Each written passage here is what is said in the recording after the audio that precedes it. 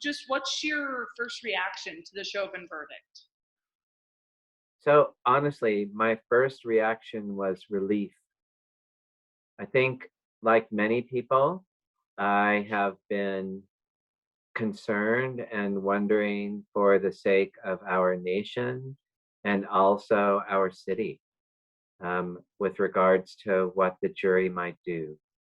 I did not follow the trial super carefully. I know many people did. I Thanks listened everybody for and joining the watched call. to the Jason opening Pro, Mike said he'd like arguments. to speak for a One few minutes second. about the bill we're introducing today, My the Outdoor computer Restoration randomly Partnership started Act, and making we're happy to noise. take No worries. Take your time. Where in Colorado. is that? There we go. That's what I get for having like 10 internet browser tabs open. Sure, no worries. Worries. All right, So, yeah. like many people, I was following the trial, but not super closely. So I listened to the opening arguments. I heard a little bit of testimony. I listened to the closing arguments. And one of my, I think, honest reactions was, whatever the verdict is, this is going to be challenging in a good way for us. What do you mean by that? So I think that we have to recognize that there has been, not just years or decades, but centuries of injustice in this country. And that the vast majority of people who are serving us, protecting us, are well-trained, well-intended. They are fine people working in very, very dangerous occupations. This is hard work to do. And now and then, despite all of our training, despite all of our best intentions, we can make mistakes. Human organizations are not perfect. I myself was a public school teacher for over 30 years. I felt often that even though I recognized or believed or hoped that my own service was important, reasonable, and so on, that nonetheless, the organization that I existed in was not perfect, didn't always do the right thing. And so I hoped and prayed that there were sufficient accountability measures when things went bad, that folks that did the wrong thing would be held accountable. And I think that's what happened here. Okay. Just to get some background info, sort of how did you end up on the Police Accountability Committee, and your involvement in the Colorado Springs area that got you to be the vice chair? So I retired from teaching here in Colorado Springs at Palmer High School in District 11 4 years ago. And over that stretch of time, have looked for ways to be involved in the community and to continue to give back. It's always been important to me to serve people, to connect and communicate and use the skills that I have. And when I heard that this was something that City Council was interested in doing, one of the things that immediately occurred to me was, I can be a researcher, I can be a question asker, I can be somebody that comes into this particular situation, not necessarily with a set of like assumptions about what the right or wrong answer might be. But I could be an honest broker and a helpful processor. And so when the commission formed in the fall, and we were beginning that process of looking at, chair and vice chair, it struck me that I might have some skills that could be helpful from a process perspective. Okay, what'd you teach? I'm curious. I taught in the International Baccalaureate program at Palmer, and I was an English teacher and then an administrator of the IB while I was there. Okay. So did you have any previous connections to law enforcement or police, or sort of why the Police Accountability Committee? Yeah, no, that's a good question. No, not really. I mean, I gotta say, my first experience with law enforcement was, my dad was in the Air Force. We lived on Guam when I was 9 or 10 years old. And there was this sergeant at one of the gates on the Air Force Base where I lived that I used to go down to his shack after school and hang out with him and chat with him and so on. So no, I have no particular connection to law enforcement. Then as a teacher at Palmer, we had school resource officers. So police officers who were assigned to our school. I got to know all of them, saw their work, which was often terrific in the school setting, forming relationships with kids, working with parents and families. So, yeah. I was just curious, but you know, I know the committee's made up of you know, a range of people, you know, on purpose. Exactly. And you know, I was just curious where you fell in terms of some people have very personal connections to police, others do not, and that's intentional. And I was just wondering. It is intentional. And this is actually a really important point, Melissa, I think. City Council did, in my view, a fabulous job of selecting that range of people across our community. And I'm not saying that to, you know, blow my own horn. I'm one of those relatively invisible folks kind of in the middle, I think. But when you look across our role, if you will, on the commission, you do see that City Council worked really hard to provide extraordinary diversity, age, ethnicity, background, connection or not to law enforcement, connection or not to some of the protests last spring and summer in the city. And that's great. And that's also been one of our most interesting challenges. Trying to figure out in a time of COVID, where you can't meet with people individually and really get to know them, how to work together and to assume good intention and to be pragmatic as you work through these really, really difficult questions. Yeah, okay. Well, going back to the Chauvin verdict specifically, you know, you mentioned the protests that happened back last summer, and I mean, it wasn't just here in Colorado Springs, it was all over the country. Sort of as a community member, someone who, you know, teachers get pretty involved in the community, you know, seeing this happen in your home city, Colorado Springs, at the time, what did it feel like, and sort of what's your processing of it now that we're almost a year later and we have this verdict for Chauvin? I don't know, what are your thoughts on all of that, just looking back and then looking where we're at now? I'm hopeful. I'm hopeful. I think we have a moment here that we can build on. I understand and appreciate the perspectives on both sides of this, from impacted communities, Black and Brown communities that feel like they have been targeted. But I also have a great deal of sympathy for those folks who are on the front lines of keeping us safe. This is a very, very difficult thing that we ask people to do, to set aside their own concern about their personal well-being to protect us. It's also true that folks have to make split-second decisions. They don't always get them right. I feel like in our setting, in our city, not thinking about anything beyond us, I feel like in our city, we have an opportunity to build and to grow and to improve. Speaking only for myself and not for LETAC as a whole, I feel that the Colorado Springs Police Department has been very forthcoming in terms of their ability to present to us policies, procedures, and so on. And I'm also very grateful for citizens that have stepped forward to inform LETAC about their own interactions with policing in our city. All sorts of perspectives have been offered. And we're at a moment in our history, not just as a nation, but also as a city, we're at a moment in our history where we have some decisions to make. And those decisions should be made from a perspective of what our fundamental values are: safety, security, confidence in our structures. We all want that. We all deserve that. And I'm hopeful that in Colorado Springs, we can deliver that for all of our citizens and residents. What do you think the main takeaway is from this whole situation now? And it's not even over. I mean, there's still other officers that were there that day that have yet to be tried. this is just a very big checkpoint since everything started with George Floyd's death. Um, what do you think the big takeaway is today with this verdict that we can apply here with Colorado Springs Police? I think the big takeaway actually is expressed in two of the words that are part of LETAC's acronym: transparency and accountability.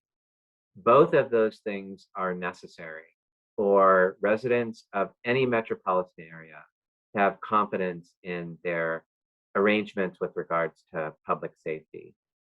Also, I think one of the things we can take away is that if you look back through the testimony, the folks that were representing law enforcement were themselves, for the most part, unequivocal in their condemnation of the behavior of the officers at the scene. That's very encouraging to me, and that shouldn't be lost. I think sometimes we imagine when there are these situations that there is this absolutely, what's the right word, like impenetrable blue line. I actually see an effort on the part of law enforcement to recognize that now and then we have bad actors. Now and then we have people that make bad decisions. And those people need to be held accountable. To me, what this trial represents is that that system worked. Okay. It's a rhetorical question, but say Derek Chauvin was a Colorado police officer, a Colorado Springs police officer. If we were to find ourselves locally in this situation with one of our own, would you have hoped for the same outcome if the case would have played out in, say, the same way, just one of our own? Yes, I would have hoped that we would have been able to impanel a jury that would have listened to the instructions from a judge, that would have considered the evidence carefully, that would have set aside larger contexts and political realities, and would have asked themselves, hey, what's going on in this particular situation? Did this law enforcement officer both follow the law and follow procedures, embracing their own training? And if the answer is no, they hadn't, then I would hope that that officer would not only have been fired, as Chauvin was, almost immediately, right? But also would have then undergone the scrutiny and ultimately, the law enforcement mechanisms that led us to where we were. And one more point about that. I think actually, if that had happened here, I believe that's what would have occurred. I have some confidence in our local structures here. We're not always going to get it right. We're sometimes going to struggle with what the law says versus what common sense, right and wrong, seems to tell us. And that tension between what the law says and what right and wrong common sense seems to tell us, that tension is something that we need to interrogate. It's what we actually need to have conversations around. And to the extent to which we can, makes me feel hopeful that we can get some of this right. Okay. There's also a point to be made for, there's probably going to be a lot of discussion around how Chauvin is a product of, how he was taught, right, as a police officer. And perhaps, he's not taught, but sort of the environment he developed his career in from those who showed him how to be an officer. Do you think this is bigger than just, someone who maybe isn't an evil person at their core, but just is a product of, so many years of training within the system that needs to be corrected at a system level, not just a let's file out the bad guys we can type of a level? Yeah, I think actually you raise a really good point here. And this is one of the challenges, whether you are entering public service as a police officer or a teacher or a public health specialist, right? You absolutely are going to be factoring in your own experience. You're going to be factoring what training you're being given and also what you bring to the table. So I don't know anything about Chauvin's background, really. I certainly can't comment about that. Sure. I will say that I feel for whether they're police departments or school districts, I feel for those public structures that we have in their attempts to provide the rest of us with the best possible people and training them and so on in the best possible way. And at the same time, struggling with just the fact that we're human beings and we're going to be fallible and we're going to get some stuff wrong. That's going to happen. To me, as a resident, as a citizen of Colorado Springs, what I want to know is when those wrong things happen, what structures do we have in place that will bring justice for the people who have been victimized? And in this particular case, I feel like justice has been served. Okay. How do you think we go about just ensuring that something like what happened to George Floyd by the doing of Derek Chauvin, how do we ensure those things don't keep happening? You're right. How do we make sure Right. that one doesn't happen in Denver or in Colorado Springs? Yeah. I don't know. I mean, I don't know. But What I do you, don't know. I don't know. I don't know how we do that. on a But look, leadership level, what do you think? Do you think there needs to be a change in the way we're treating police, bringing them through training, sort of a shift in the mentality and the atmosphere and the environment? yeah. No, I appreciate where the question's coming from. I think it's actually a very, very good and the right question. I think the one of the challenges is that we imagine, or many of us do, we imagine that if we could just find the right lever and just press it. So we just do a better job screening our police applicants or our teachers. If we just do a better job of this or that module with training, or wait, if we just do something about the way in which people grow up in our communities and whether they are in disadvantaged from an economic perspective, disadvantaged communities, if they just weren't to live in food deserts, or if they had better schools, or whatever it might be, right? Or if we did a better job with crisis response and not criminalizing drug use, for instance, if we just did A, B, C, and D, you get the point, right? If we just managed this little part of it, it would all make it go away. I'm just, I think, a little too much of a thinker about systems to believe that there's a silver bullet that if we just could fire it would mean that somehow something like, a George Floyd incident here wouldn't happen. I don't think I'm quite that naive. What that means to me is that we all have a part to play in helping to ensure that these kinds of things don't happen again. All of us. Our police department does. Our neighbors do. Our city council does. Our mayor does. Our taxpayers do. We all have a way we can contribute to making things better. What do you think a few of those ways are, if you were to list a few? Since you said there's no silver bullet, what are a few? Yeah. Oh, yeah. Okay. So, right. So if I had a wish list, one of them would be actually this city needs to be paying a little bit more in taxes. We need to be supporting our public structures. We need to be looking at not just the police department, but also we need to be looking at the ways in which we administer justice, the way in which we support our teachers, our schools, our public health systems. We need to be doing a much, much better job of looking at our public infrastructure here, not just in Colorado Springs or Colorado, but across the country. So that would be one thing. We need to look carefully at all of that.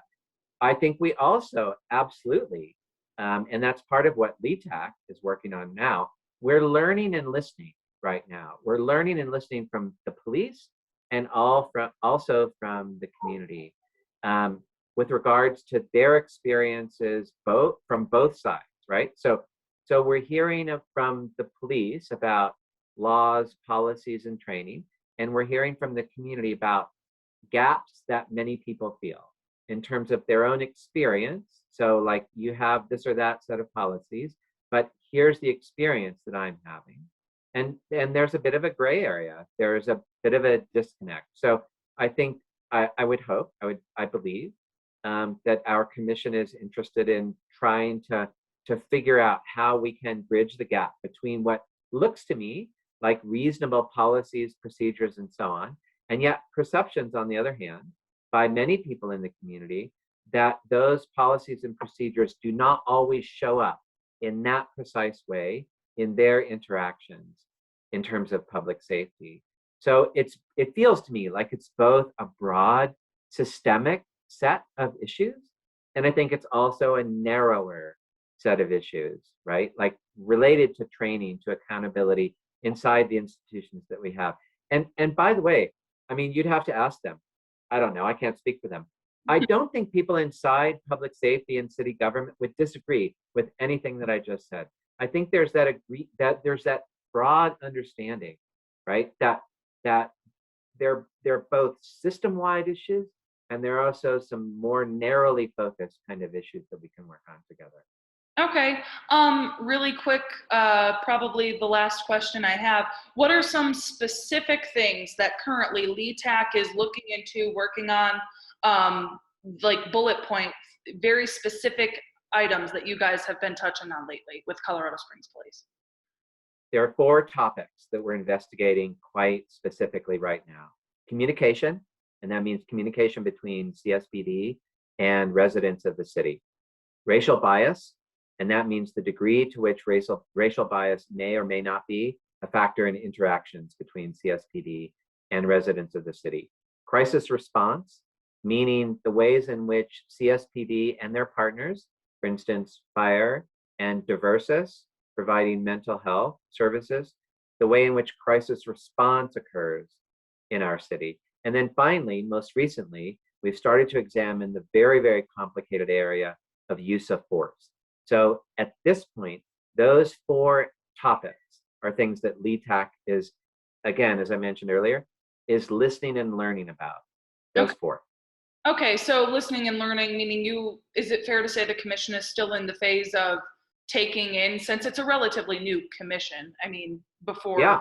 Okay, yeah, because JJ, I talked to her a few months ago, and that's a while back at this point, but she explained the same 4 items that you just did. I was just curious, within those, is there anything in particular, like really nitty gritty specific that you're looking at? I know police ride-alongs weren't allowed initially because of COVID. I don't know if that's still the case. Yeah, is there anything like super narrow, like when you go to a meeting, what are you guys doing lately? So I'll give you one example with regards to the larger area of communication. So CSPD has recently on its website begun to provide a great deal more data and information about their operations than used to be available. And one of the things that LETAC's looking into is, to what extent is that tool, one, being used, how effective is it, what improvements could be made about it. To the credit of CSPD, they didn't begin to make that so-called data hub available when they thought it was perfect. They made it available and have said it's a work in progress. We're hoping to improve it, and we're looking for citizen feedback. Some people find it difficult to navigate. Some people, get have the view that they can't find what they're looking for. So to me, this feels like, yeah, it's as they've said, it's a work in progress. We're imagining getting there. So that would be one.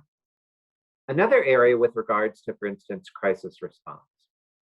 So CSPD partners with the fire department and also Diversus to provide crisis response. In other words, multidisciplinary teams of professionals that go out on a particular call that might be more related to mental health than to something like, let's say, a traditional 911 call where there's a crime in progress and it looks like there might be, you know, a suspect who is engaged in violent behavior that could be a threat to public safety. So there are a number of different models out there for crisis response in a number of different cities. And Colorado Springs has one. And so LETAC has been looking into that, exploring that, learning about that. And I could see that our commission might be, over the next couple of months, making some recommendations to City Council about how to expand and improve and leverage a particular approach or set of approaches to crisis response. Okay, so is it fair to say what you just described is maybe the most noticeable thing you've seen since, you know, the commission started that could use some work? Right. So I think it's important for people to remember, just as you've said, that we're still a relatively new commission, and everybody on it are just volunteers. They're just members of the community. Sure. So we're not full-time employees. We're not working at this, you know, 10, 15, 20 hours a week. It's more like 8, 10 hours a month. And therefore things are going to move a little bit more slowly. And in this first part of 2021, we have been, as I said before, we have been working hard on learning and listening, trying to understand and bring all of our members kind of up to speed. And these are complicated, challenging issues. I don't say that to make excuses about why we haven't suddenly solved all of the problems. If all of the problems were relatively straightforward, they'd have been solved, and you would not have needed a commission like ours. I think the point is that City Council, when they established this commission, did not put term limits or an exact end date. They said, we want you to explore, to learn, and to advise. And if it takes a while to do that, please be thorough, be careful, be thoughtful. I think that's what we're doing. Okay. That's pretty much all I needed to cover what I thought of. Sorry that went really long. No problem. There's just a lot to talk about on this, so. There is, and look, Melissa, like I think as I tried to say, maybe when you were in your car, we're very eager to partner with anybody that can help us continue to get the word out in the community and find ways to engage people. I hope this is true. I don't feel like any of us on the commission have axes to grind. I think we've all got our own perspectives. Of course we do, but I think we all want the same thing. And in order to get there, we're going to need the help of citizens. We're going to need people to come to us, to engage with us. And so to the extent to which you and other outlets can continue to come to us, talk with us, ask us questions, push on us, that's welcome. I don't think anybody in the commission fears or worries about you know, media coming and poking and prodding. I think we'd love that. So please feel free to be back in touch with me or with any of our members. I think we'd love to partner with you to get the word out and help make things better here in the city. Okay, that all sounds good to me. Thank you so much. Okay, absolutely, Melissa.